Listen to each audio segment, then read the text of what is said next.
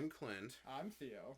This is not like GM Insights, but it's going to be super similar. We're talking about the news that we all just found out today, January the 7th of the year 2020, that Fantasy Flight Games is going through massive layoffs, and what this could possibly mean for the hobby, and it's going to be just it's going to be a thoughts and feelings video. So to be fair, the only two departments affected by this, according to LinkedIn and Reddit, which we'll talk about, primarily from LinkedIn, is Fantasy Flight's Fantasy Flight Games Focus Interactive. Fantasy Flight Interactive. Fantasy Flight Interactive, thank you. Which is their games like the Lord of the Rings Middle-earth LCG Online, which you can also pick up on consoles and stuff. I was actually looking at that. Like, this looks like it'd be fun. Or some of their apps and some things like that. And their RPG department. Those are the only two that I actually been talked about, like, as being downsized. Some say that it's a cross. So yeah, the thing. And everything else is being like consolidated to focus on, like, people are assuming it's like focusing on like the cash cows. They're living card games. They're board games because those make them money. But yeah, so quick disclaimer: we're not affiliated at all with any gaming company. Nope. We don't. I don't know anyone who works for Fantasy Flight or anything like that. True. I didn't even think of that. I don't know anyone that works at any game studio. This is No, we can kind of say that. I don't know about Paizo because it's been a while, but we know some people at Paizo. But even then, we don't talk to them. I guess it's true, but yeah, but it's like, but then so how this all started was literally a friend of mine who we call Fish sent me a message saying, "Hey, Fantasy Flight just fired their RPG department. Go find books you want before they'll go away." And it's like giving zero context. Yeah, no context. Like, I am sitting there, I'm getting ready to go, and it's just that, and I'm like, what? So then he sends me the article. I read the opening paragraph part, which is because it's a Reddit sub. It's on Reddit. It's a subreddit. It is a link to LinkedIn that was posted to the R Board Games subreddit on Reddit. And they give like a quick description of like, here's your too long didn't read thing, which is interactive games is going away and 90% of their RPGs are RPG stats just got fired. Like, that was it. And I was like, huh. I didn't read the 144 comments. I was literally not home. Ooh, I dug a bit into that, which is funny because I was at work. Yeah, I should have been doing my job. I sent it to him. I see it. He sees it like a couple hours later. I'm like, what? And he's like, oh, it's... First I see, so here's my feelings. I go, like, MFG, I'm like, oh no. And then I opened it, and it's a LinkedIn thing, and then I open the LinkedIn thing, and then I read the post. It's like Fantasy Flight Interactive. I'm like, oh god, is that like their like upper end? Like, is that like the fancy title for the whole thing? And then I realize, oh, this is just their weird, this like the digital way that they would take board games that they have properties and make them digital like apps or things you can play on your desktop or your console or supported. Damn. You know, stuff. You know, they would take Elder Sign and they would make a digital version of it. That's what they would do. And then my next reaction was, oh, thank God, which sounds terrible. It sucks when you lose your job. I hope all these people find new stuff, but these are my moment-to-moment things. And I was about to message you, was like, Ted, calm your fucking tits. Oh, no, he did. He actually goes, it's just their interactive thing. Why are you freaking out? Who and I'm cares? driving, I just That's why you weren't texting. So I was like, okay. Then it's boom, boom, boom, boom, boom. Then I started... Nope, read more. Nope, it's RPGs. Yeah, so damn it. I started reading more. So I actually started reading down through the comments, and it seems that the comments on the subreddit, as of the moment of my reading, was mostly... It's all secondhand and some firsthand knowledge, so we don't know exactly what's going on. It's a lot of people that are commenting are friends or loved ones that worked or work for Fantasy Flight Games and are saying things, because there's even people saying that the customer service department got gutted, and so it's a bunch of hearsay right now. I think the only two that we definitely know is Fantasy Flight Interactive is closing. We know Interactive is gone. The head said so. That was the LinkedIn post. We know RPGs lost a bunch of staff. Every other department is like, then they mentioned like there's going to be consolidations. Like, departments aren't going to go away. They're just going to consolidate. RPGs is like the only one that actually kind of got, like, the knife to gut go on their people. Yeah, that and interactive. Which, you know, me and some friends were talking about it too throughout the day and everything like that, because I knew he was at work, so it's like, you know, we'll play, when he gets off work, we'll talk. Yeah, that's when I was like, and now we're making that's when I was just like, hey, why don't you, like, come over and we can talk about this. So, my thought was, so I was thinking about this in the car when I was driving around for work, because I deliver for work for an auto parts store, and I was thinking about this, that, okay, interactive's gone, that sucks. I never really used it. Honestly, I kind of forgot it existed. They owned them since 2017, I think. I think that when they acquired Interactive. Yeah, when they acquired that company, because they had games out that were they acquired Interactive. So I was thinking about this, and it almost kind of makes a little, like, it's almost like it's not surprising. No. When you think about the number of properties that Fantasy Flight has, and then the number of different games each property has. Well, we also gotta take into account, this is coming down from Asmodee. This isn't Fantasy Flight itself doing it. This is the parent company, Asmodee, going, okay, it's time to cut some losses. It'd be like Hasbro telling Wizards, you know, D&D's doing okay, but not that good, so we're going to move some people over to Magic because, you know, that's the cash cow type of thing.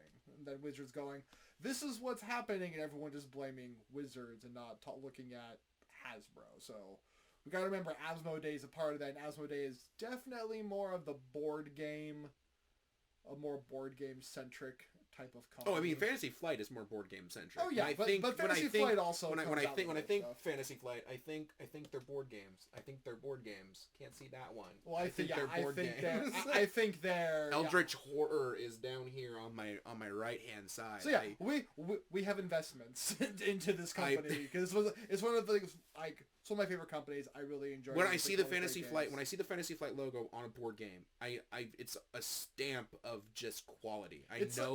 I know they're good. They put in a good, and it might not be the best game, but like, Eldritch Horror is clunky and kind of annoying when you have a bunch of expansions. Yeah, but from that clunkiness came Arkham Horror 3rd Edition, yes. And Arkham Horror 3rd Edition is a masterclass in board game design. Because they have seen the stuff. But that's the thing. Like, we see Fantasy Flight logo, I see it on the RPG stuff like that, and I go, it's going to be different. It's going to be a different game than what I'm used to, which is primarily a D20 based or percentile based. Kind of how, like, I'm really starting to enjoy Cubicle 7 and their stuff. They have a very unique way of looking at things, and it's really nice it's kind of a nice breath of fresh air to actually. Sometimes you get tired of rolling just the standard D20 set. You want to do something different. You want a different engine. Just a different thing. But yeah, so the other fun part is, since the RPG department's one of the ones listed as, like, up there with interactive, I need to switch hands because I realize screen. Gonna keep, like, I'm right-handed. I'm using my left, and I'm Italian. I talk. This is what I do. I'm referencing with my right. So it's with the RPGs department being one of the ones talking about being gutted. They are good at announcing when games are no longer going to be supported. It takes, like, a while, but we'll get there.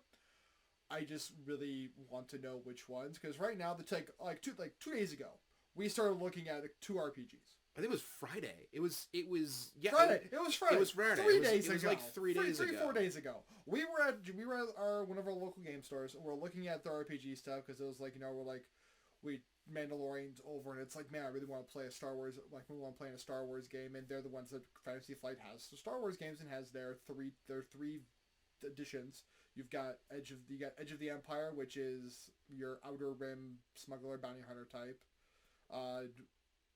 Rebellion, so you know you're playing the Rebellion against the Empire. I think it's Forces of Rebellion. And then Force Unleashed, which is play a Force user. That's a video game. It's not Force Unleashed. It's that. You have your Jedi, and then you have the other two. Yeah, you're playing like the smugglers and the gun runners and stuff in one, or you're playing a military campaign when you're like the Empire or the Rebellion, and it's very much a militaristic type campaign. And the other one is you're playing Jedi. Yeah, and they actually separated that so that it's like, oh yeah, if you want to play a Force in the other games, yeah, there's one thing. They all but you can't talk. But you can't, like, formally play a Jedi in that, which is pretty cool. I like that.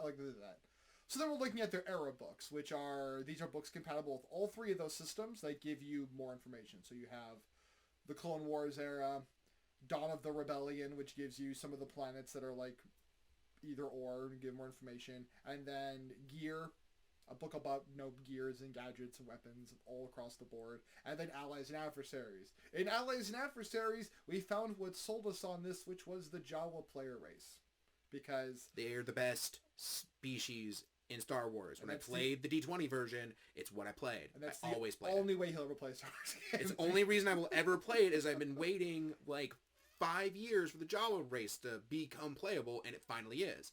And we were like, oh my gosh. And we actually started talking about a Sunday game once a month, running once Star a month Wars. Sunday game, just like Star Wars, or like something different, just Star Wars or like The Witcher, group, do just something. having fun with it. And then we're also looking at L5R, because we both really enjoy the system, and then they found out it's like, oh, hey, they've come out with their first 2 pre-made adventures, which were based off what happened with the card game. I got excited about that. So it's like, well, this is going to be great. Come today, we find out the department that makes those games just got seppuku'd. And it's like, I like I like the move from L5R, which is, if you don't know, is a very Asian-inspired samurai ninja type thing to seppuku. Yeah, that's actually kind of what that was. That was your thought process. That was the thought process. So the thought. Now we can get into now. Let's get to the wild speculation part of the video.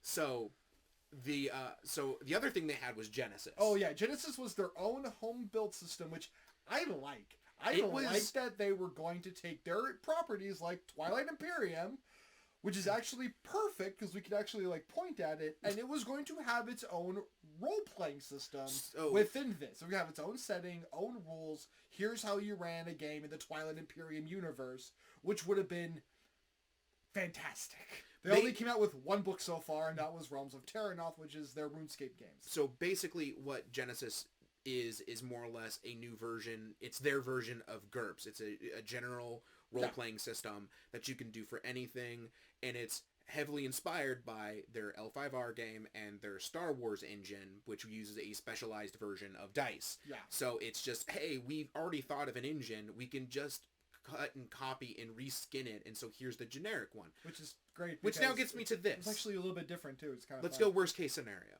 Worst case scenario, they gut RPG.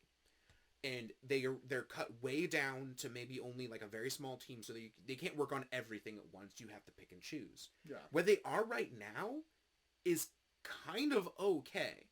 So Star Wars has like 30 books out now. I'm over-exaggerating. It's easily 20. It's got some. Easily 20. I can honestly see worst case scenario. I can see them keeping Genesis, but slowing it down by a lot. It's already been. It's barely had any release. So yeah, which is sad. Here's L5R being the only game they actually work on. Here's my thesis. There's a ton of Star Wars. There's a ton of it. Yeah. There's to the point that they're kind of, they're kind of oversaturating to the point of they've covered a lot. They could easily choke back and slow down their releases. So for the Star Wars RPG, for everyone else playing the home game here, they've got each of their settings has a bunch of different books that deals with each career. So it has some here's 3 new races, some new specializations within this very specific career. So for Age of Empire, there's a book called No Disintegrations. It's about bounty hunters, just bounty hunters. You get 3 races that have a much higher rate of bounty hunters than normal. 3 new specializations just for the bounty hunters, some new gear, some new gadgets, some new information, and that's it. Small, simple book about this thick, probably. They have one for every single class for all 3 of these systems. They had all those out for a while. What they're working on now were the Era source books, and that's where I think it might be a little bit wrong, because now with Mandalorian and this actual big drive now for people wanting to play in an era after Jedi and before The Force Awakens, they actually have the creative license to go forth and have fun, and then they got the RPG section, and I do think Star Wars is going to be affected because I fully think that. It's I do think it's going to be Star Wars is going to be gone. They're going to just stop producing it. They're going to say no longer supporting it. They're just going to be doing X-Wing and their board games, and that's it. And the RPG is going to go to somebody else, which Would be a shame because, dear God, I'm tired of like this IP literally moving every 3 to 4 years because that's what it's starting to feel like at this point.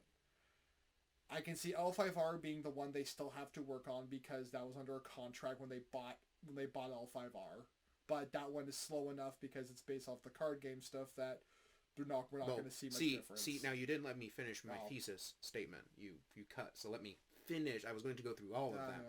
Star Wars, there's a fuck ton of books. They could choke back and take most of the teams and focus really just on Star Wars and kind of keep slowly putting it out. Because Genesis, you have the core book.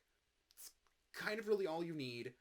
They would put out slowly, they could put out source books based on Twilight Imperium, based on the runes, all their actual IPs. They could make some generic horror one or whatever. And, put out thin little source books. That's the one they actually can never touch. I said general. It's general horror. I kind of love that. It's a generic horror is what I was going to say. Is what I meant by. So they could put out really thin source books of like here's a game, the Android. Here's a cyberpunk weird little thin setting book. Occasionally put those out. Rokugan or L5R. They've got the core. They've got the source book for these Shadowlands and the source book for running politics. Again, that's kind of okay to just leave it alone and put out occasional things when the card game makes, if they're going to focus on the card game. Well, yeah, definitely. And basically most of it, I could think that Genesis and those would come to almost a virtual halt and more on Star Wars because it probably makes, out of the three, I would think it makes the most money because they put out like 4 books a year, it almost seems like. Well, that's what I was thinking. Was like with Star Wars, they came out with all those books for the classes. Every class is covered now in all 3 systems. They were just working on source books. I haven't seen a new Star Wars book in a year and a half. That's like the Allies and Adversaries was the last one and came out early last year, and it was like, and that was it. Like it was, and here's this book. And they just wiped their hands and walked away from Star Wars for a while because they had to wait till the trilogy ended or like anything else coming out because Disney still has to give permission for some of that stuff. And what they did instead was focus on X-Wing and the other games that do make more money because, once you buy a RPG book, you're pretty much done. Yeah, that's the downfall to it. That's the downfall to RPGs. It's like miniatures, RPGs, and card games. It's so much like watching like how like the economies of these in board games, like these things, like board games, you buy it once, you've done your big initial buy, but then it's like those expansions come out, like example Scythe. Yeah. Like, I want to play the new thing, I want to add the new stuff, like just keep doing this, and then when they're done, it's like, cool, I have everything for it, and the company goes, please buy our next product when it comes out because you like it so much. Yeah. Which is what Fantasy Flight's done very well at. Yeah, Fantasy Flight puts really good at doing that. Fantasy Flight puts out new stuff, and it mostly being it's like, okay, it's Fantasy Flight. I like the other stuff that they do. Mm-hmm. This is another thing that's based off a very similar version of a different game that they have. Just and it's like I'm gonna buy it. Yeah. Like the Fallout game works. The new Arkham 3rd Edition works a lot like how they made Fallout work for how the quest lines move forward. And I do like that's that. amazingly well. Like that. So yeah, I'm hoping so. I'm assuming they're probably going to keep pumping out Star Wars. Probably just now that crap's ending. See. Now that the Mandalorian is done, and now that there's a big drive. Yeah, the trilogy ended.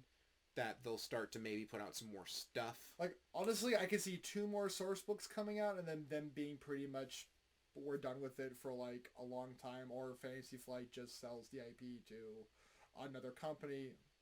I kind of hope for Cubicle 7 only because I really like their stuff and they seem to be the saviors of fallen IPs and it's getting kind of great to watch. I still think that really they could pull like the 3 games that they have, the 3 RPGs but they have. Genesis, you could choke back real hard. Genesis seems to be the one that's Genesis. I could actually see Genesis being the one that dies. I could because L5R and Star Wars aren't on the Genesis system. It's actually very different than those 2 games. Star Wars and L5R are on the same system, ish. Genesis is like down here, like it's on a. It's like we follow some of these rules, but we have our own different things. Yeah, I haven't looked at the Genesis book. I did because I really liked Terranoth because it has a lot of really great things, and the Midnight RPG they used to have out there was set in Terranoth. Okay. So I was like, this could be fun to actually, like, maybe pick up, have some fun with, try it out. Then their source book was as big as their core book. That's like the one thing I'm like, okay, I could see this being like GURPS, where GURPS was, you need to buy this one book to run everything, and then you buy these gigantic ass source books to get the start of your world, and then we're gonna come out with like small things for that. The other thing too is that there's other generic RPGs out that are cheaper. Well, you've got Fate. You got the Fate system. Yeah, you got the Fate system. You've got the one with the token, the one with the you use like pokers and poker cards and stuff like that. Savage Worlds. Yeah, Savage Worlds system has, oh my god, so many games to it. What's the other one? We played a short game with Brian and Jared. It was that cyberpunk. It was like Shadowrun. No, it was Shadowrun without magic. I don't know, because it's been so long. I could tell you exactly where in the game store it is. It was like literally like Star Wars books. It was off to the right. Oh, Savage Worlds. That's Savage Worlds? That's too? Savage Okay, Worlds. I'm thinking Savage. Yeah, Savage Worlds has a lot. Yeah, because you can buy like the Savage World core book is like actually, this. Yeah, they're as thick as this Archer DVD. Like, that's how big the source books are. The core is a little thicker. Okay, the core is like... a little... It's like, at least two DVDs. These two DVDs put together. This is kind of great having, like, random, like, backdoor props to pull from. And, I mean, it's also not cheap. To be... knowing nothing about Genesis, there are other companies that are making generic role-playing games and are doing it better. Because there's piss loads of settings out. It's the crap. It's like launching a new console second with one game when the console that's been released for 6 months has 14 games out now. I'm gonna buy the one that has more games and more settings. It's one of those sad things with Genesis system. I actually really hope that if they do like cut down on games, let's go on some best case scenarios. Star Wars and L5R drop down to Genesis, and that becomes just what they work on. Star Wars, I think if they did that, salvaging everything. Like, I think they could, with what they have out for Star Wars, they could pump the brakes real hard. Yeah, it's like one source book for Genesis that goes, here's how to transfer everything from this to a Genesis thing, and then, oh, by the way, here's our After Jedi. Here's our New Republic source book for After Return of the Jedi, so you guys can, do your thing, have fun with it. Same thing with L5R. It's still so brand new, you can just easily drop it down to be completely on the Genesis system. And then just Genesis, our new stuff, and then go and actually get out some of that stuff. See, now I haven't looked at the L5R stuff, so my thought is like they could ease from the covers of the books, when it seems like they cover, they could fully just go, breaks, come to a full complete stop. When there's events for the LCG going, here's a $15 pre-written adventure that updates you on the lore, or here's the book that we posted online of the new story arc. If you'd like to integrate it into your campaign, you may. But with the books books that's out, it's like, look, you can make a full-fledged campaign with the 3 books we have. You've got the Shadowlands, which is the bad demon area. Castles, which is probably just here's all the different castles in all of Rokugan, and then the core book, and then that's easily probably all you need. They could build like, that's what we have. We'll put a break on this. We'll come back. L5R would need at least 2 more to finish out the world. They would need all the island nations because of the Mantis clan and all that stuff that goes on there, and then they would need to do the Gaijin, the West, because of the Unicorn clan and their travels and bringing stuff back, and that actually becoming more of a thing, I guess, because I was talking with my friends, they're like, oh yeah, no, there's more of that happening, and it's like, oh, that's early. That's early. But yeah, I could see them going like, they could slow down on stuff and pull everyone together and set them into one thing. Maybe it'll work like this. They'll pull everybody from the RPGs, like they left someone for every team, pull everyone into one team and go, okay, for this cycle, we're making this Genesis book. Next cycle, you're done with that book? Bam, make this book for this. Boom, make that book for that. And then just roll them through, and then it'll be like in every, like, let's say every 6 months, It wouldn't be. Let's say. Yeah. Okay, so it's Like an I said, example. best case scenario. Every 6 months. every Realistic 6 months, every year. every year, it's like, L5R gets a book, this gets a book, this gets a book, because RPGs don't make as much money as board games. No, and neither does their. You guys are never going to buy the Witcher RPG unless you wanted it for your own personal collection. I own it. I plan on running it. You guys don't need it. It's like you might like want it just to D&D. have it. Yeah, it's like with D&D. It's like if I like something, I'll buy it to try it out because I'm curious. Like if I pick up from Cubicle 7, Age of Sigmar Soulbound, their RPG for that, where everyone's play an order thing. Sorry, you can't play a Skaven. They're not allowed. Well, they're chaotically bad guys. Yes, So. but they do have like every order group has something in there, which is kind of great because you can literally play a soul-stealing elf working with a mercenary half-naked dwarf working with a Stormcast Eternal, and I love that that's a combination that you can do. Oh, you can also be a tree person.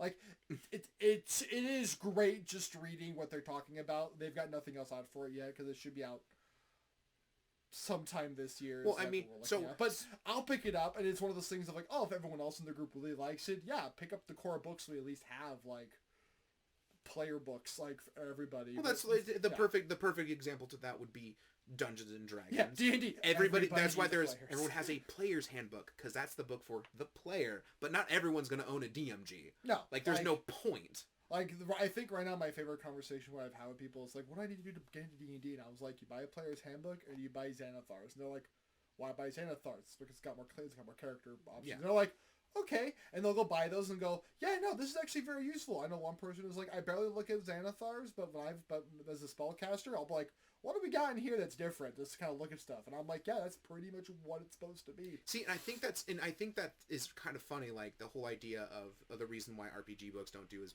well is because I'm running it. I own it. There's no, maybe you might buy a thing, but definitely not all of my players are going to buy the book because the books are expensive and I'm weird and I like to collect them. Yeah. But what's weird is it's the same thing for board games.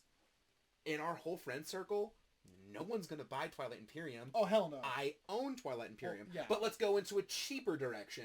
No one's going to buy Arkham Horror. You might, because you really like the game. I like solo player variant games. So, I got my Fallout 2 out of our entire friends group, Alice has even said this. She's asked me what board games I own because she was looking into getting a board game and asked if I owned it because there'd be no point for her to buy it if I had it.